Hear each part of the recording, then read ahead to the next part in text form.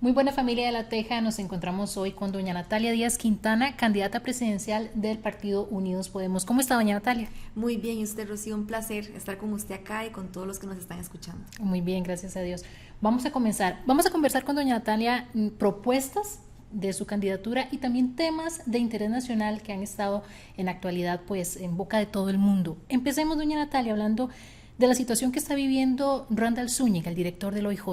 Está enfrentando denuncias por supuestos delitos de violación, delitos pues bastante serios, ¿verdad? ¿Piensa usted, doña Natalia, que don Randall debería renunciar a su cargo mientras se llevan a cargo las investigaciones necesarias para determinar si efectivamente es culpable o no? Sí, efectivamente, primero me duele mucho lo que está sucediendo con este caso y en el país, con la ola de inseguridad que estamos viviendo. Efectivamente, creo que él debe de apartarse, hacerse a un lado. La Corte tiene que tomar también sus decisiones respectivas con respecto al director del OIJ. Quiero hacer una salvedad y es no generalizar a la institución dentro de esta situación porque como todas las instituciones públicas en el país hay gente muy buena que trabaja dentro y no podemos decir que por lo que le pase al director del OIJ la institución como tal se desprestigie. Sería lo más terrible que le puede pasar a este país y creo que es importante hacer esa diferencia. Yo espero que las cosas se aclaren, que se haga la investigación, pero él no puede continuar en el cargo mientras eso sucede. En la encuesta del CIEP que salió hace unos días, se refleja poco apoyo hacia su persona, doña Natalia, un 0,5. ¿Le preocupa esto? No, porque primero es muy prematuro, hay muchos indecisos en este momento, hay que esperar al mes de enero para ver cómo evolucionan las elecciones, la gente todavía está pensando a quién apoyar. Creo que hay que enfocarse en lo que uno puede hacer, en las propuestas, en seguir trabajando con más fuerza. Yo creo que hay que ser pacientes y tomar las decisiones respectivas y para eso probablemente después de la segunda quincena del mes de enero tendremos resultados mucho más viables en la línea de que es pronto, ¿verdad? La votación el 1 de febrero y creo que hay que ser prudentes y esperar. Usted fue ministra de la Presidencia en el gobierno de don Rodrigo Chávez y una de sus funciones era hacer el enlace con los diputados en la Asamblea Legislativa, negociar los proyectos de ley del Ejecutivo y no hubo como muy buenos frutos en esa labor, ¿verdad? Hay personas que creen que eso deja ver que tal vez usted no tenga el liderazgo para gobernar un país. ¿Qué dice usted al respecto? A ver, yo creo que en ese cargo hice que muchas cosas pasaran. Si usted ve, muchos de los logros que se hicieron dependían de la votación de más de 38 diputados que logramos. Le puedo hablar puntualmente del tema de eurobonos, que es un proyecto país importante que permite el financiamiento del Estado, ¿verdad? Sin eso el gobierno probablemente no hubiera podido seguir adelante. Eso se logró con un acuerdo de más de 38 diputados, jornadas excepcionales que se votó en esos 3 meses, después la sala se lo trajo abajo y no lo comparto, pero bueno, es una decisión que respeto de la sala. Creo que el motivo no es de suficiente peso para traerse abajo una reforma tan relevante. Ahora están en discusión por esa situación, pero se dio la votación después de 25 años. Yo negociaba y conversaba con todas las fracciones. Para mí había que separar las cosas, no me tomo los temas personalmente. Si estuve en un cargo de esos es para hacer que las cosas sucedan. Y dentro de la coordinación que tenía, eso es, digamos, lo que hice, entre otras acciones que no vale la pena entrar acá a decir porque son varios proyectos, de hecho, era Humedal La Culebra, el tema de Circunvalación Norte para poder finalizar la construcción, otro montón de temas importantes, pero lo relevante acá es que uno puede lograr acuerdos y el país requiere de eso. Yo no estoy de acuerdo en seguir echando la culpa a los demás, en los gritos, los pleitos, el irrespeto. No va conmigo, no creo que esa sea la solución al país. Hay que ser firmes, hay que decir las cosas de frente, pero también con respeto, ¿verdad? Y creo que el país está perdiendo ese rumbo, cosa que no veo bien, ¿verdad? Y creo que el país necesita otro liderazgo y sé que yo lo puedo hacer mucho mejor. ¿Por qué decidió alejarse o separarse del gobierno de Rodrigo Chávez? A ver, yo tengo una carrera que empecé hace algunos años ya.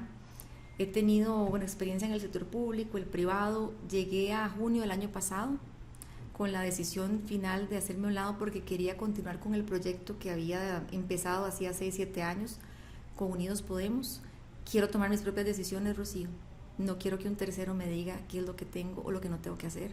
Creo que el país no está esperando un heredero político, sino un líder, una persona que tiene soluciones propias, que busca su propia manera de gobernar y que va a elegir a su equipo como corresponde, ¿verdad? Tomando en cuenta lo que usted quiere como visión de un país. Entonces, al final, eso me movió a salirme, a seguir con mi proyecto y a tomar las decisiones que necesita Costa Rica.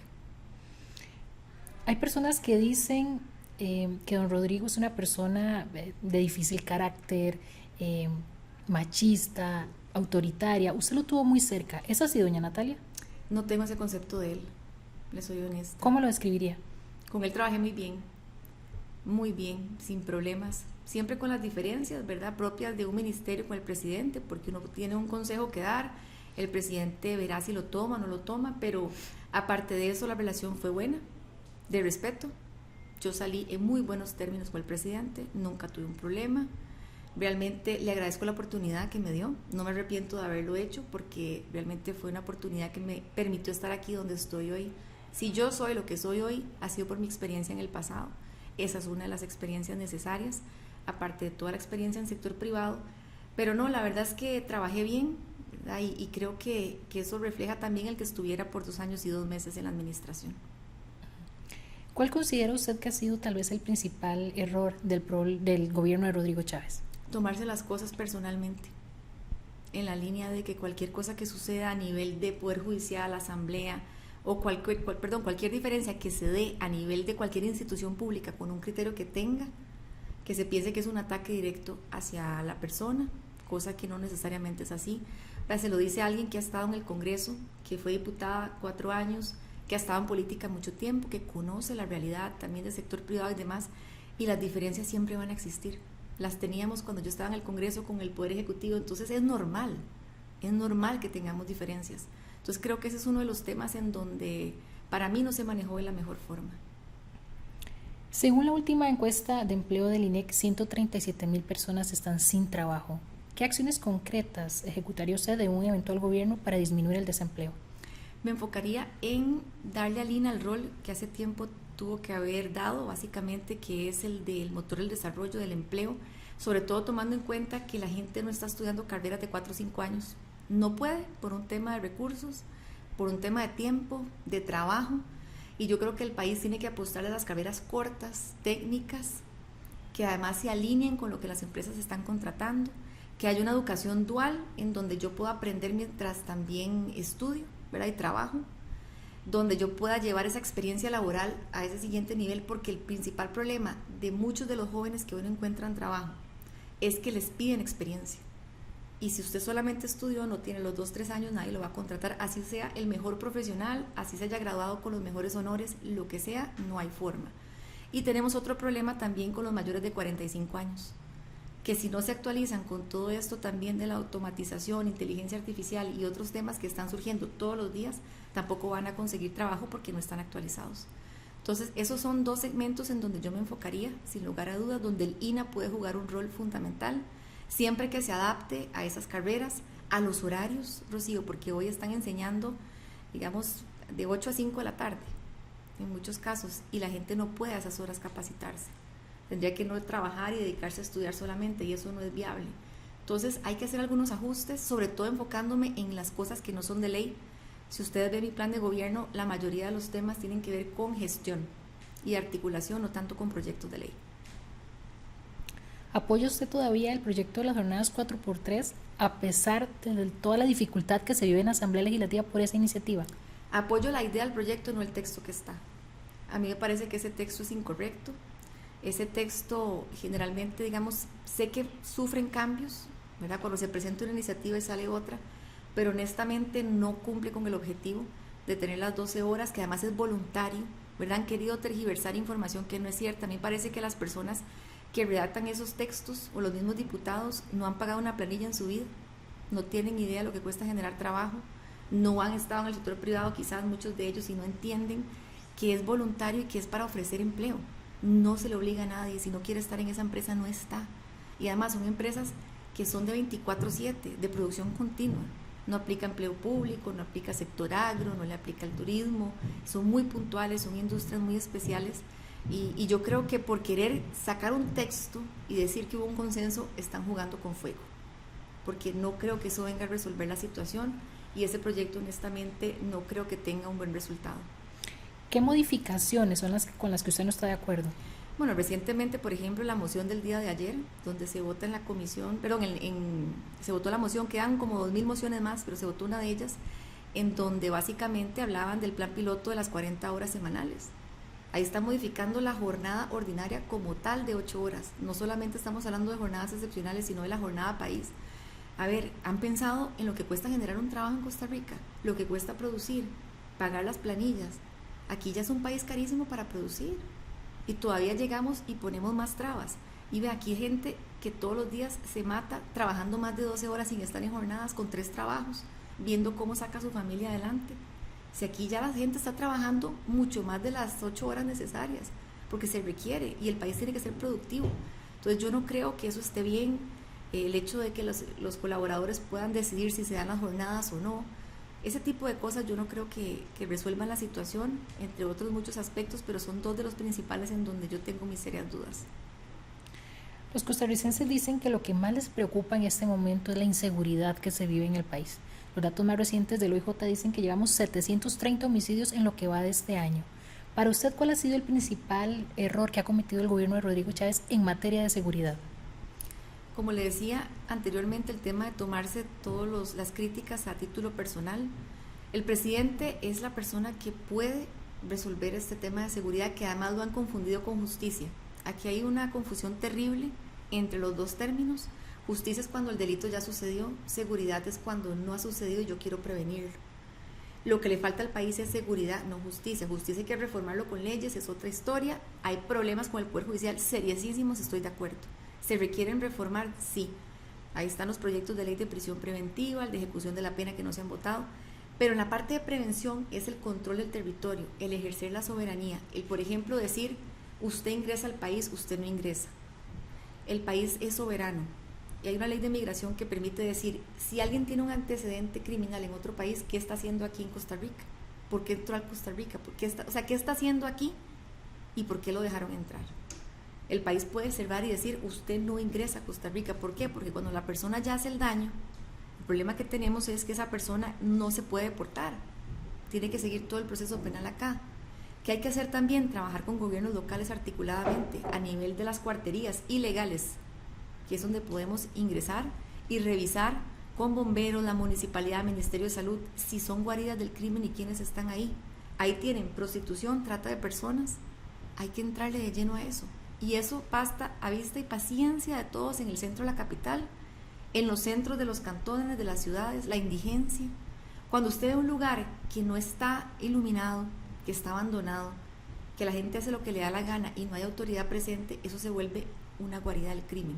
Y eso es lo que está pasando con nuestro territorio. Para mí, eso hay que hacerlo, no requiere de una ley y en los primeros 100 días puedo entrar de lleno a ejercer ese control. Sumando otro montón de acciones, por ejemplo, la Casa Presidencial tiene que tener un cuarto de guerra o un cuarto donde nos sentemos presidente, lo que es migración, el Ministerio de Seguridad Pública, alcaldías de las zonas más críticas, por ejemplo, aduanas, todas las autoridades necesarias y decimos, aquí nadie se levanta hasta que se resuelva y caigan los homicidios. Idealmente una tasa de 1 dígito. Hoy estamos en 17 homicidios por cada 100.000 habitantes. Hasta que eso no baje, nos quedamos sábados y domingos monitoreando. Porque es que el trabajo no es de lunes a viernes. Aquí el trabajo es 24/7 y se requiere de ese compromiso. En tema de presupuesto, ¿pensaría usted que lo ideal es darle más dinero a las policías? Yo quisiera darles más dinero, pero está amarrado el presupuesto nacional. Y tenemos un presupuesto que vamos a recibir, que se vota en noviembre de este año, ya casi, para fechas de finales de ese mes. La Asamblea actual vota el presupuesto del siguiente gobierno, que ejecuta hasta mayo el gobierno actual, ¿verdad? Entonces hay que ver cómo queda ejecutado el presupuesto hasta mayo, para llegar el 8 de mayo, revisar las partidas y ver si yo puedo destinar más recursos a seguridad de lo que yo ya tengo ahí, que es muy complejo. Pero no es un presupuesto que yo programé, entonces lo heredo y hay que ver cómo juego con lo que recibo. Pero sí puedo trabajar con sector privado y municipalidades para tener presupuesto. ¿De qué forma? Por ejemplo, en la zona norte del país hay muchas empresas privadas en sector agro, en muchos sectores, pero sobre todo, por ejemplo, en el sector agro. Si agarramos y nos sentamos con ellos en ganadería, agro, tecnología, todo lo que está allá funcionando y les decimos, tenemos que hacer un esfuerzo conjunto, sector privado, gobierno, ciudadanía, para buscar recursos y comprar tecnología y monitorear la zona junto con la Municipalidad de San Carlos y todas las municipalidades que hay ahí en la zona norte para velar porque la frontera no sea tan porosa, hay que hacer esfuerzos con los recursos del sector privado también para comprar equipo. Eso lo puedo hacer con un convenio y puedo trabajar a través de una donación. ¿Qué otra cosa puedo hacer? hablar con los gobiernos locales y preguntar por presupuestos que tengan, o la policía municipal que se financia con los recursos del mismo cantón, con parquímetros, como lo define el Consejo Municipal, y eso no depende del gobierno central, sino de los dineros de los contribuyentes del cantón que decidieron destinar más dinero para una policía. Ahí puedo hacer alianzas, puedo trabajar con los centros de monitoreo que tienen los cantones que tienen más recursos, como San Carlos, Escazú, Belén, que también tiene un centro, perdón, la policía municipal, y también otras municipalidades que tienen centros de monitoreo propios para conectar cámaras de cantones con menos recursos y trabajar de la mano con gobierno central. Ahí podemos resolver muchísimos problemas sin recurrir al presupuesto nacional, sino a través de esas alianzas. El tema de la educación también preocupa mucho. El último informe del estado de la educación dejaba ver que hay muchachos de colegio que no tienen la capacidad necesaria o la que deberían de tener a la hora de resolver, por ejemplo, problemas matemáticos, comprensión de lectura, también algo tan importante. ¿Qué acciones puntuales haría usted para corregir esto? Bueno, lo primero tiene que ver con la primera infancia, que hay que empezar a tomar decisiones desde ya. Yo le apostaría la mayor parte de los recursos a eso. Nos hemos enfrascado en discusiones de si el FES es el 1,5% del presupuesto de educación y sube por inflación o no sube. Y nadie está hablando de la primera infancia como una prioridad cuando está dentro del porcentaje global de educación. Nadie discute eso. Y esa es la base del país. Ahí hay que meter recursos. Hay obviamente situaciones con las familias que no todas son funcionales. Entonces, ¿qué me queda? Trabajar con la comunidad y con el centro educativo, que es el lugar donde los niños también pueden tener un apoyo, si en las familias no lo tienen. Ahí hay que trabajar con personas, por ejemplo, pensionadas con experiencia, que podamos buscar y que puedan nivelar a esas personas en materia educativa y ayudar a los profesores en ese proceso a nivel comunitario, que incluya a las familias y que incluya a las escuelas de la zona. Ese puede ser un plan para iniciar en primera infancia, y después con el INA o con el mismo MEP también, o las comunidades podemos también estructurarlo. Con el INA hacemos cursos de nivelación, donde podamos tomar a esas personas, enseñarles a redactar una carta, que no saben hacerlo, no tienen comprensión de lectura en muchos casos, y eso se requiere reforzar también desde esa nivelación. ¿Para qué? Para después alinear las necesidades de las empresas que apoyen en esa formación, pero de ahí en adelante en lo que pueden trabajar directamente en la empresa.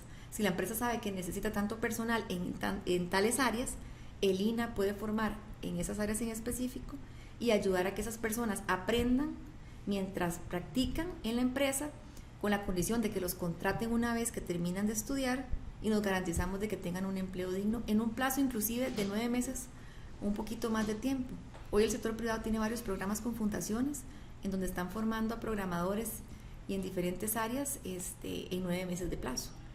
Y eso sin el INA, eso lo están haciendo solamente el sector privado con fundaciones. Si incluimos al INA, podemos hacer muchísimo por el país, simplemente participando en las iniciativas que ya están operando. El tema de infraestructura vial también es una de las debilidades que tiene el país. Ahorita que está lloviendo tanto, las calles colapsan, los puentes también, y también se une la problemática de las presas. A la gente se le va la vida en las presas. Doña Natalia, ¿qué soluciones propone usted? Bueno, obviamente hay proyectos importantes que vamos a tomar en el mes de abril, revisar dónde están y continuarlos. Yo no voy a hacer un borrón y cuenta nueva de los proyectos que avancen hasta esa fecha, sean del gobierno anterior, de este o del que sea, no importa, porque yo no estoy interesada en decir cuáles son mis proyectos y cuáles no son los proyectos de Costa Rica, y yo voy a tomar lo mejor de todos y voy a decir vamos por acá y voy a continuarlos. Pero en temas de presas no se resuelve con más calles o más carreteras. Es un problema de planificación territorial y urbana.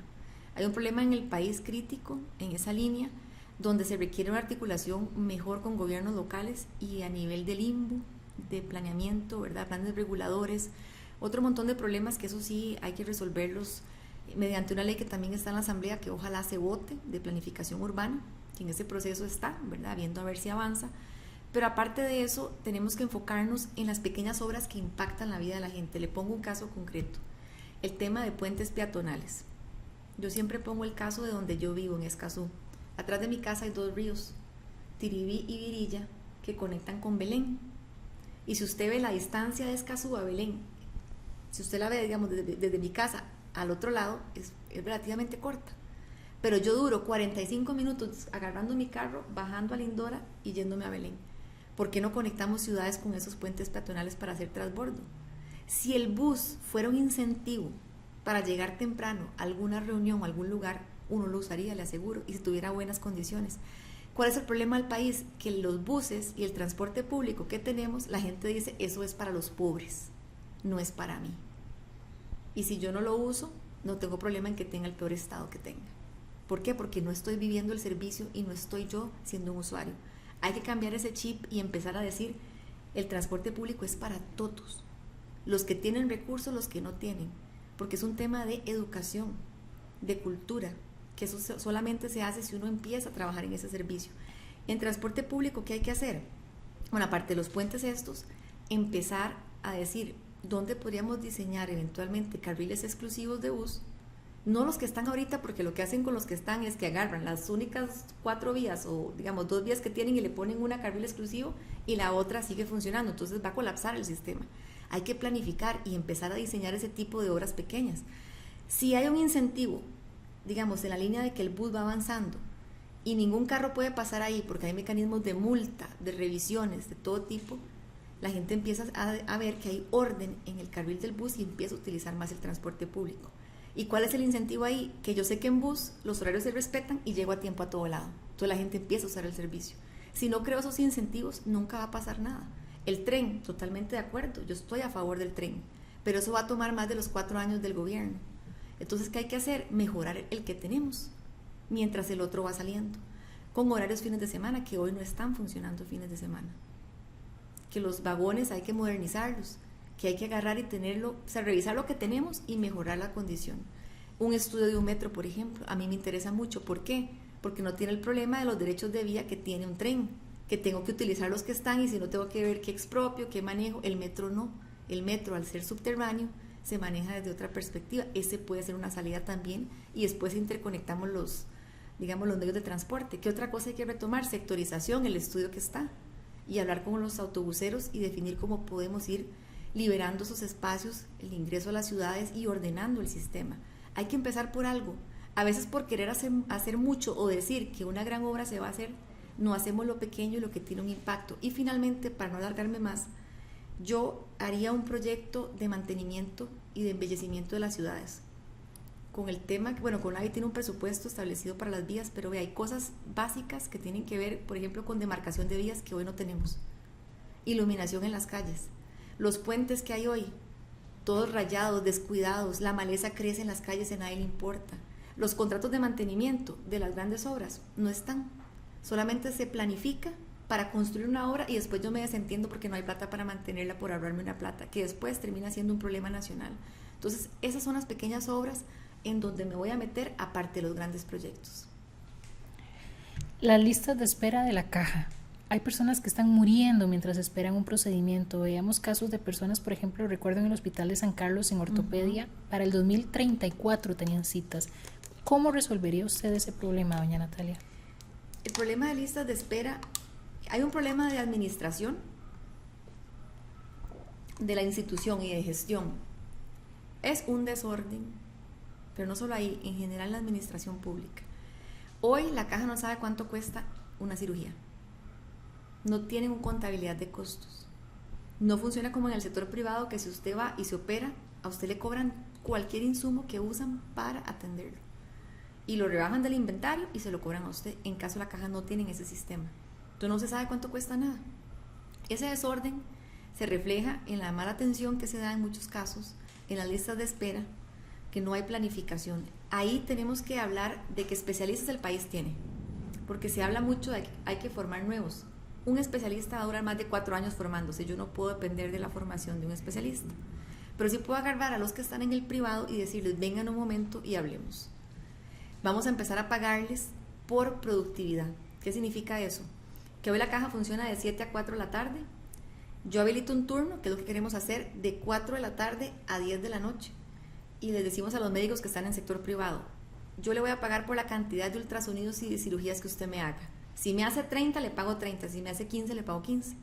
Entonces hay un incentivo para producir de parte del médico, porque se le va a pagar más, y puede utilizar equipos de la caja para trabajar y sacar la lista de espera. Si nos empieza a ir bien ahí en los 29 hospitales, podemos ampliar el horario y hacerlo de 10 de la noche a 6 de la mañana. Y empezamos a hacer esas jornadas de producción que sea por objetivo y por la cantidad de intervenciones que usted haga. Le aseguro que los médicos del sector privado se vienen a la caja a trabajar, porque hoy el problema que tenemos es que se le paga un mismo salario, haga usted una cirugía o haga 10. No hay diferenciación en el salario. Entonces la gente se va al sector privado a trabajar. Nosotros queremos devolver a los especialistas a la caja. Esa es una de las medidas más inmediatas que vamos a tomar. Y la otra tiene que ver con los EVAIS, en los consultorios que se llaman de morbilidad, de atención de enfermedades que usted, digamos, amaneció enfermo un día, no tiene cita. ¿Usted qué hace? Se va al EVAIS porque no tiene otra opción.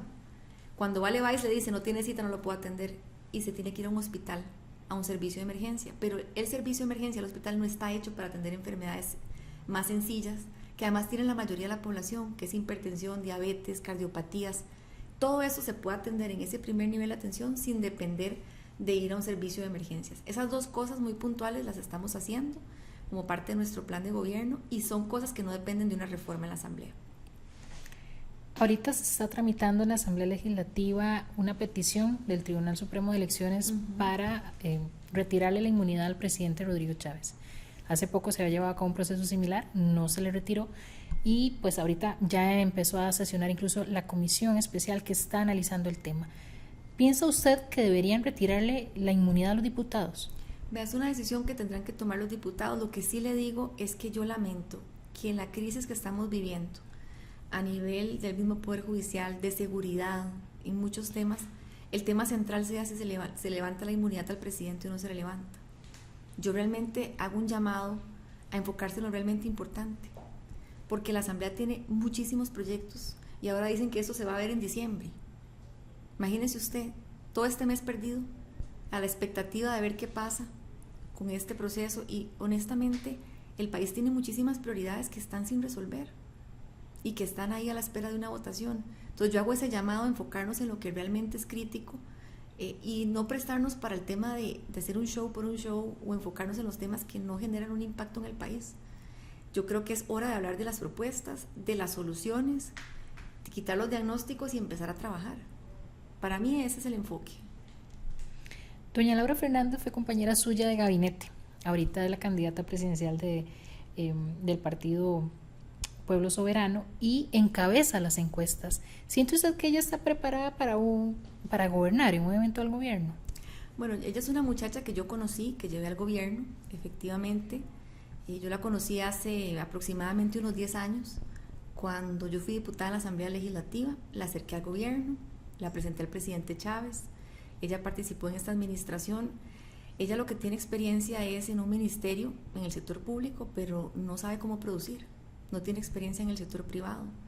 Y el país requiere de alguien que tenga esa experiencia, porque no es solamente haber estado en la administración pública, es cómo hacemos este país más productivo, generamos trabajo, damos las condiciones y se requiere de una persona con experiencia, no solamente en haber estado en un ministerio, que es importante, de acuerdo, pero eso no lo dice todo. Hay experiencia de vida que se necesita en estos cargos y yo creo que yo soy la mejor persona para eso y es lo que le puedo decir, porque realmente no estamos para ir a improvisar con absolutamente nadie. El país requiere de soluciones, como le decía, y no podemos poner a personas que no tienen la experiencia para eso. Yo tengo muchísimos años de estarme preparando y esto requiere de alguien que vaya a hacer y a ejecutar y sepa lo que tiene que ir a hacer. No podemos poner el país en manos de cualquier persona y creo que lo importante es enfocarse en alguien que pueda construir, que sepa qué es lo que tiene que ir a hacer, nombrar a las personas correctas también en los cargos, que la gente participe, sobre todo, Rocío. Vieras qué difícil es cuando se llega a esos cargos y la gente, usted le dice, ayúdeme, participe, y la gente dice, no, yo le ayudo, pero yo no, porque a la ciudadanía no le gusta involucrarse en política. Entonces es parte de un mensaje importante que tenemos que llevar. ¿Por qué? Porque esto yo no lo puedo resolver sola. Yo necesito de equipo bueno y de personas preparadas. Y yo tengo la humildad para escoger eso. Porque gracias a Dios es imposible que yo lo pueda saber todo, ¿verdad? Pero sí sé quiénes son esas personas, cómo podemos manejarlo de una mejor forma y cómo podemos gobernar mejor. Doña Natalia, ¿usted considera que su propuesta política va en una línea de continuismo con Rodrigo Chávez o es de oposición? Yo diría que es una evolución del cambio, no diría que es una continuidad tampoco. Yo no me considero la heredera de Rodrigo Chávez, no soy la heredera del presidente. Yo no podría gobernar dependiendo del estilo o del liderazgo de otra persona. para eso mejor me quedo en mi casa. Yo lo que necesito es gobernar por lo que yo creo que es importante, mis soluciones, hablar con la gente, que quiere apoyarme y decirme aquí estoy, y yo tomar las decisiones. Se lo dice alguien que ha tenido experiencia en la vida, en la parte política, privada, y es que uno necesita, sí, de los consejos, pero al final el que toma la decisión es el presidente, y yo no quiero que un tercero me diga lo que yo tengo que hacer. Yo sé muy bien cómo hacer las cosas, tengo la experiencia, el compromiso, la voluntad, he recorrido este país como nadie de los candidatos que están ahí, y sé lo que está bien y lo que se puede mejorar. Entonces al final yo quiero depender de lo que yo haga. Si la responsabilidad es mía, bueno, la asumo, ¿verdad? Eso lo asumiré en su momento, pero necesito enfocarme en lo que yo puedo hacer y en lo que yo tengo el liderazgo para ejercer. Doña Natalia, muchísimas gracias por ese ratito, por a conversar usted, con sí. nosotros. Le deseamos muchos éxitos en sus proyectos. De verdad, muchas gracias por estar con nosotros. A usted las gracias, Rocío. Un placer y un saludo a todos los que nos han escuchado. Y muchas gracias a ustedes por haber visto esta entrevista. Les recordamos que estamos haciéndole precisamente entrevistas a todos los candidatos para que ustedes puedan elegir por quién votar basados en la información y en las respuestas que ellos dan a los problemas que tiene el país. Muchísimas gracias. Corte.